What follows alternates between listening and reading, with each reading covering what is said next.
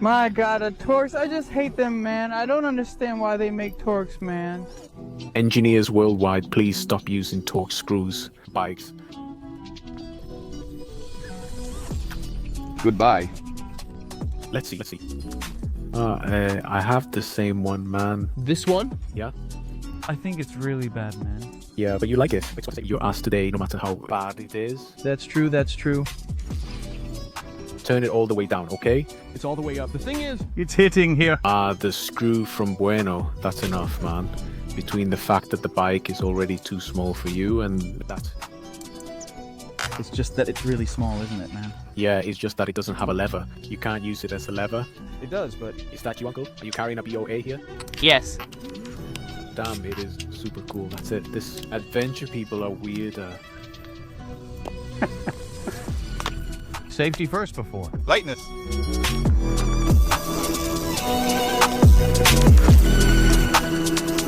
Take.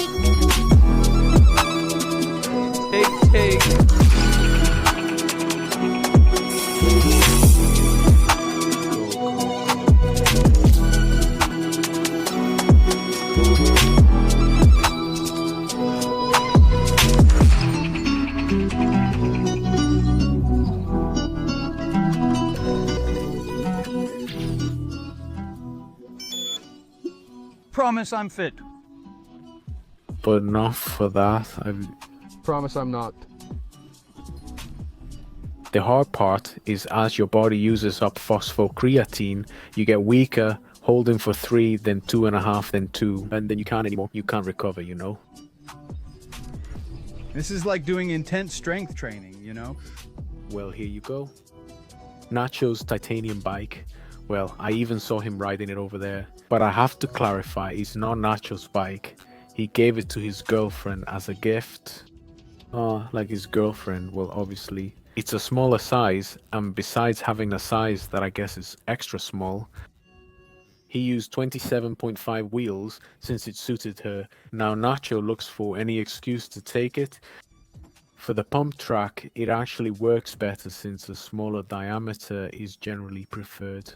Titanium really feels different, especially with the Manitou and the rear bridge. 27.5 is better than 29. Yeah, 26 would be even better. But no.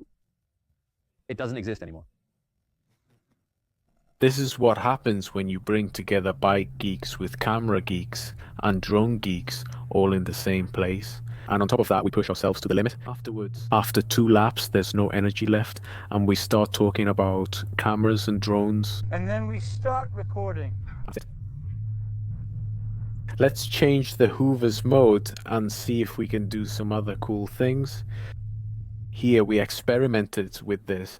Nacho with his camera, the new lens, photos and all that, and me with the drone with other cameras, and everything we do is about gaining experience. This way, when we need to make review videos at events or take photos at shoots, we'll already have experience. Train, let's go. Here you have the bike that many of you told me was outdated. Many of you even suggested I sell it at the time, even to be able to get the 2nd generation of the Supercaliber. And honestly, for all of you who ask me, well Danny, but how many bikes do you have? Because you see me with a lot of bikes in many videos. Most are test units, not mine. This one is actually mine. I'm the owner. I've made several modifications because I refuse to sell it. To me, it's a unique bike that stands out among this new generation of 120mm bikes. They're so big, so tough, so capable, but at the same time they've lost that nimbleness of having that feeling that you can really do whatever you want with it in terms of agility, responsiveness, and so on.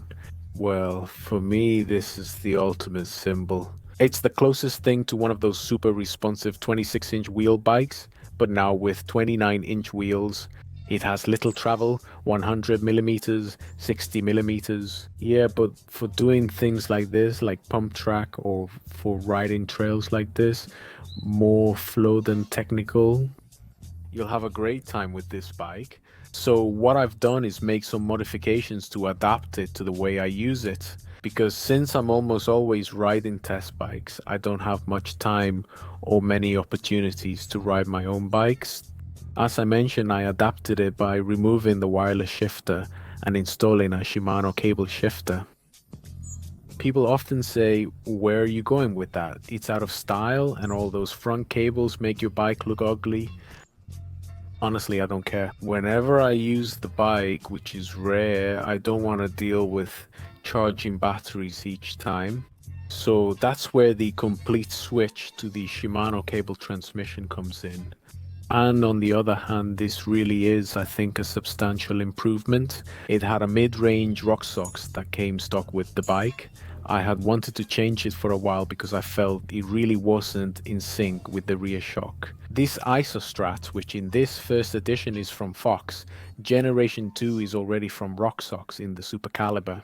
And the truth is that with this Fox 32, which is the super luxury model, the new one that has the bridge in the back and on top is the 50th anniversary edition. If I'm not mistaken, with all this gold, beyond the looks which you may or may not like, the performance is pure butter. Awesome. Finally, I had to change the tires. The 240s I used before were worn out.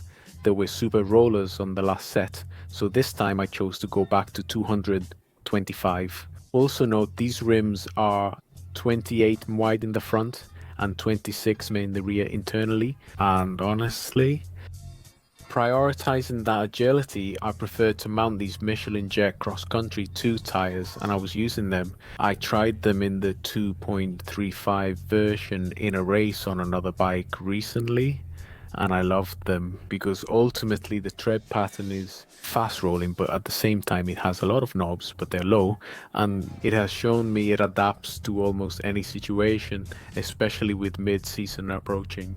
With those 28 and 26 millimeter internal width rims on the 225, the bike stays agile while the 240 felt sluggish.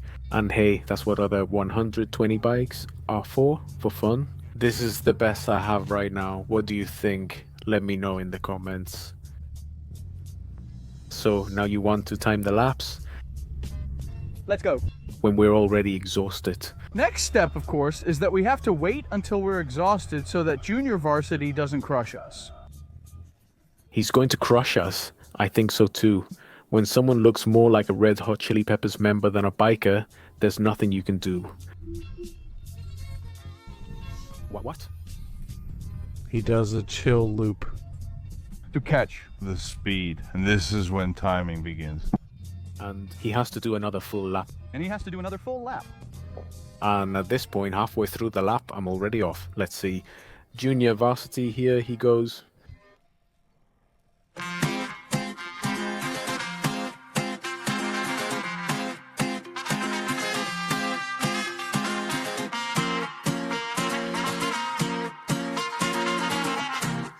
Well, he's off to a good start.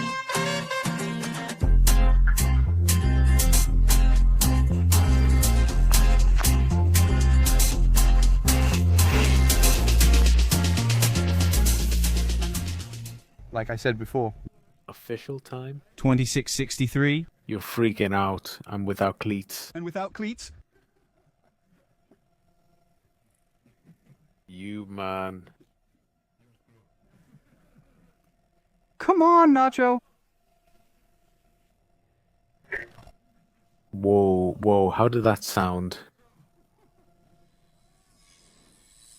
No way. I've almost fallen a few times.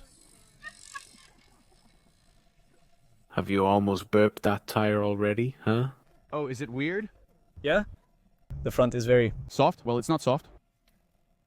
Oh, yeah, maybe. Yes. It was a real wheel. Wow. The little liquid there already showing up, huh? No way. You're just too much, aren't you? Everything? Suspension or Hortel for Pan's track? Hotel all the way. The suspension is draining all your energy, you know? Yeah? And when you push down, it also needs to transfer the energy. So for me, Hortel. Yes, I think so. I think Hortel is much better. It's like the suspension has a slight delay. When you push down, you need a couple of seconds to get this energy back and push it forward, like the old car turbos, you know? Yeah, there was a gap between the moment you push and then you actually have the power to move forward. Is there a lack of a speaker here or something, man? There's no music. Next time I'll bring some red hot chili peppers. A warm-up lap. One lap to survive, then we'll see what happens. And now, the main event of the night. Danny! Final corner. Come on, come on, come on.